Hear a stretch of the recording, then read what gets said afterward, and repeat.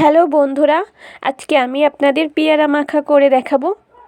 প্রথমেই পেয়ারাটা ধুয়ে নিতে হবে ভালো করে।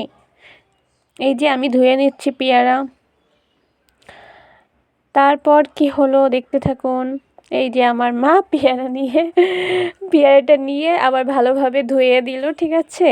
তারপরে পেয়ারাটা কেটে নিতে হবে। এই ক্ষেত্রে পেয়ারাটাকে টুকরো টুকরো করে নিতে হবে। এই যে আশেপাশে যেগুলো থাকবে এইগুলো ভালো করে কেটে নিয়ে তারপরে সুন্দর করে চাক করে কেটে নেবেন। তারপরে ছোট ছোট টুকরো করে দিবেন। এই যে এই ক্ষেত্রে আমার মা আমাকে হেল্প করতেছে। আর আপনারা এটা বাড়িতে করার সময় অবশ্যই সাবধানতা অবলম্বন করবেন। তারপরে লবণ দিবেন, টুকরো টুকরো পেয়ারাতে ভিতর লবণ, মরিচের গুঁড়া এগুলো দিয়ে ভালো করে মেখে নেবেন। মেখে নেওয়ার পর আপনারা এটা খেতে পারবেন।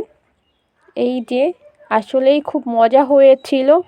আমার তো খেতে খুব ভালো লেগেছিল। আপনাদের কেমন